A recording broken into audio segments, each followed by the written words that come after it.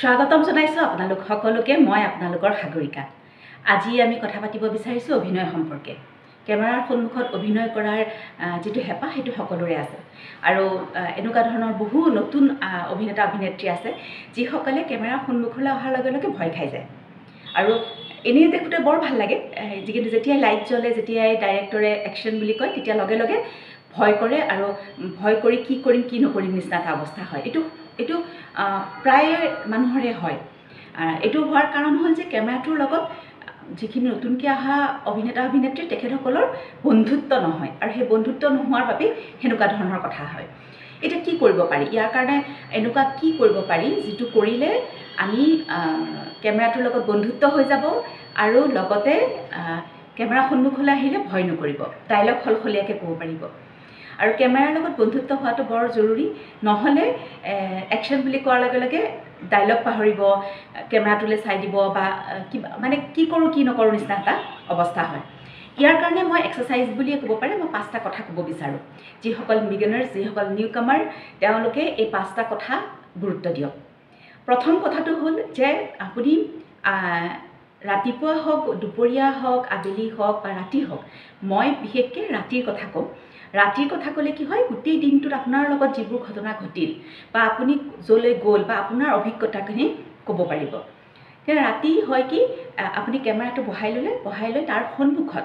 আপুনি গোটেই দিনটোৰ আপোনাৰ যিখিনি কথা, নিজৰ কথা, আপুনি ৰাতিপুৱা ক'লৈ গ'ল, কেনেকৈ গ'ল, কিহত গ'ল, কাক লগ পালে, কোনে কি ক'লে, এই গোটেই কথাখিনি, ক'ত কি খালে বা আকৌ কেতিয়া ঘূৰি আহিলে, এই গোটেই কথাখিনি কেমেৰাৰ সন্মুখত কওক। নিজে নিজে কওক, নিজৰ কথাখিনিকে কওক। যেতিয়া নিজৰ কথাখিনি ক'ব তেতিয়া বৰ বেছি খোকোজাও নালাগিব, কাৰণ সেইখিনি নিজৰ কথা ন, গতিকে সেই কথাখিনি কওঁতে কেতিয়াও খোকোজাও নালাগে আৰু একদম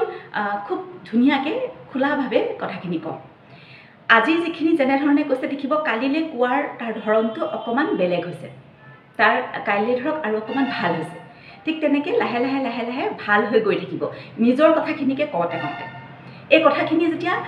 নিজৰ কথাখিনি কওঁতে সেইখিনি সময়ৰ যিটো ভাৱ, আপুনি ক'বলৈ গৈছিল, তাত এজন মানুহ লগ পালে, মানুহজনক লগ পাই আপোনাৰ ভাল লাগিল,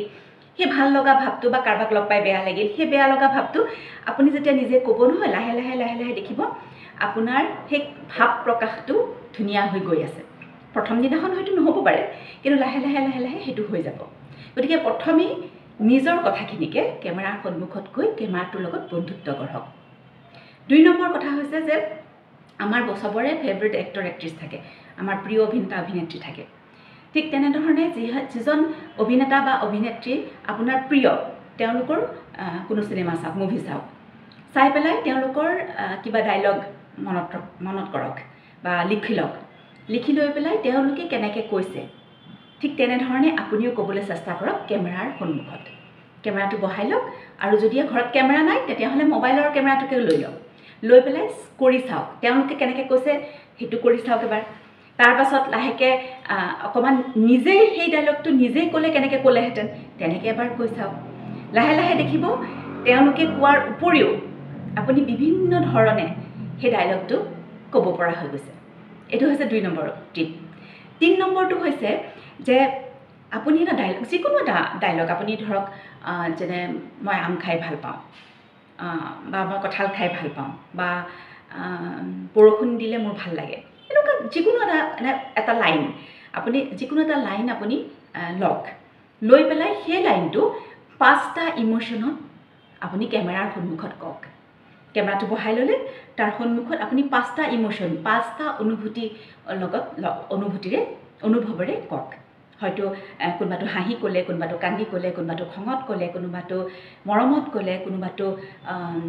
মানে অকণমান ৰোমান্টিক হৈ ক'লে, কোনোবাটো ব্ৰিটিছনা হৈ ক'লে, মুঠতে বিভিন্ন প্ৰকাৰে, মুঠতে 5টা ইম'শ্যন লগাই আপুনি সেই একেটা ডাইলগে বাৰে বাৰে কওক। আৰু এইটো যেতিয়া পিছত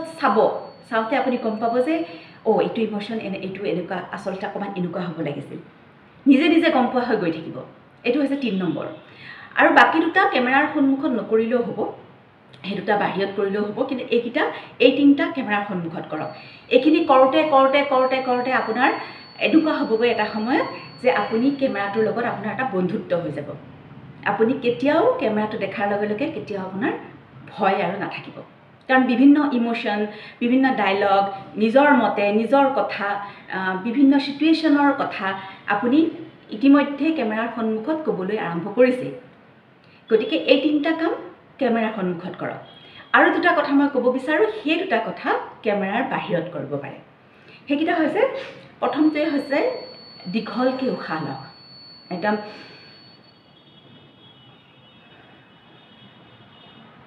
দীঘলকৈ উশাহ লওক আৰু দীঘলকৈ নিশাহ এৰক আপুনি দীঘলকৈ উশাহ লৈ পেলাই পাঁচবাৰ 5 কাউণ্ট কৰক 5 কাউণ্ট কৰক 5 কাউণ্ট কৰি দীঘলকৈ উশাহ লওক আকৌ 5 কাউণ্ট কৰি সেই উশাহখিনি ধৰি ৰাখক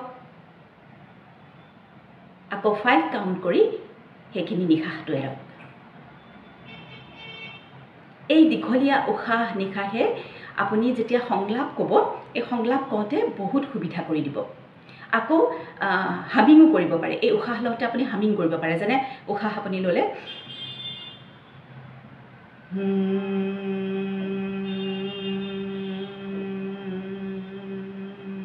এনেকৈ হামিঙো কৰিব পাৰে আৰু উশাহ লৈ পেলাই যেতিয়া আপুনি যিমান দীঘলীয়া পাৰে সকলোৰে কাৰণে সমান দীঘল মই যিমান দীঘল কৰিব পাৰিম আপুনি হয়তো সিমান দীঘলকৈ কৰিব নোৱাৰিব পাৰে কিন্তু প্ৰত্যেকৰ নিজৰ ক্ষমতা অনুযায়ী যে দীঘলকৈ উশাহ লওক আৰু হামিং কৰি এৰক এইটো যিমান দীঘলীয়া পাৰে সিমান দীঘলীয়া যে এনেকৈ 1-2 ছেকেণ্ডৰ কাৰণে এনেকৈ নাকটো ধৰিবও পাৰে যেনে ধৰক আপুনি উশাহটো ল'লে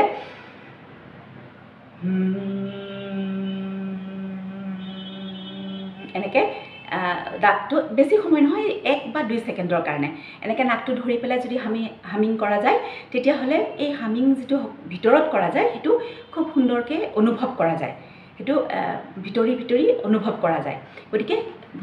নাকটো ধৰিব কিন্তু খুব কম সময়ৰ কাৰণে 1 বা 2 ছেকেণ্ডৰ কাৰণে এইখিনি আৰু যিমানে দীঘলীয়া কৰিব পাৰে সিমানেই দীঘলীয়া কৰিব যিমানটো পৰা যায় সিমানটো দীঘলীয়া কৰিব আৰু তাৰ পাছত মই ক'ব বিচাৰোঁ যে কিতাপ পঢ়ক কিতাপ মানে আপুনি হয় কিতাপ এখন পঢ়ক গল্প পঢ়ক উপন্যাস পঢ়ক যিকোনো বস্তুৱে পঢ়ক বা নাটক পঢ়ক এটা চেপ্টাৰ উলিয়াই লৈ পেলাই পঢ়ক মানে এনেকৈ হাতত লৈ এনেকৈ নহয় চিঞৰি পঢ়ক যাতে আপোনাৰ আৱাজ কাষৰ ৰুমটোলৈকে যায় খুব স্পষ্টভাৱে চিঞৰি পঢ়ক আৰু যদিহে আপুনি পঢ়া পাঠটোত দুটা চৰিত্ৰ আছে তেনেহ'লে দুটা চৰিত্ৰৰ বাবে দুটা বেলেগ মাত উলিয়াই পেলাই পঢ়ক আৰু দুইটা চৰিত্ৰৰ ইমোশ্যনটো বুজি পাওক প্ৰথম দিনাখন নহ'ব প্ৰথম দিনাখন আপুনি এনেই পঢ়ি যাব আপোনাৰ বুজি নাপাব প্ৰথম দিনাখন কোনটো চৰিত্ৰই কি ইমোশ্যন কঢ়িয়াই আনিছে কিন্তু লাহে লাহে যেতিয়া আপুনি পঢ়িবলৈ আৰম্ভ কৰিব তেতিয়া আপুনি গম পাব যে প্ৰত্যেকটো চৰিত্ৰৰ এটা নিজৰ অনুভূতি থাকে অনুভৱ থাকে সেই চৰিত্ৰটোৰ যিটো অনুভূতি সেইটো লাহে লাহে বুজি পোৱা হৈ যাব আৰু যেতিয়া এইটো কৰা যায় তেতিয়া কি হয় প্ৰথম কথা হ'ল স্পষ্ট হয় আপোনাৰ কথা স্পষ্ট হ'ব আৰু আপুনি যদি ভুলকৈও শব্দ এটা পঢ়ি যাব তাৰপিছত আকৌ শুদ্ধ কৰিব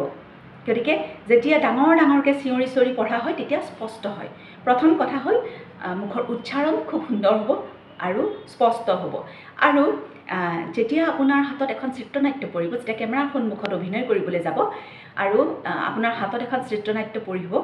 পৰিব তেতিয়া আপোনাৰ যিটো চৰিত্ৰ আছে সেই চৰিত্ৰটো আপুনি এবাৰ পঢ়িলে চৰিত্ৰটোৰ ইমোশ্যন বুজি পাব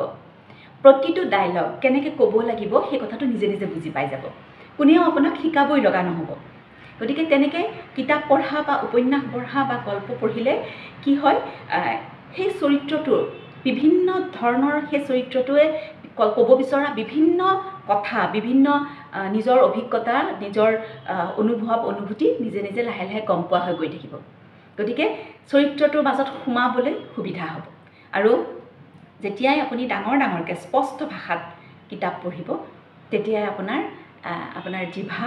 আৰু আপুনি উচ্চাৰণ কৰা শব্দবোৰ সুন্দৰকৈ ওলাই আহিব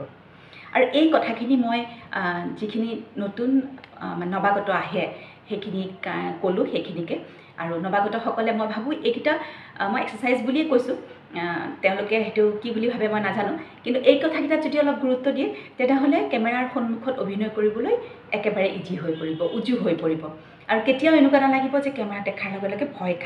ভয় লগা এটা কথা কেতিয়াও নহ'ব। গতিকে আশা কৰোঁ মোৰ এই কথাকেইটাই আপোনালোকক সহায় কৰিব। মোৰ ভিডিঅ'টো এতিয়ালৈকে চাই আছে তাৰ বাবে ধন্যবাদ।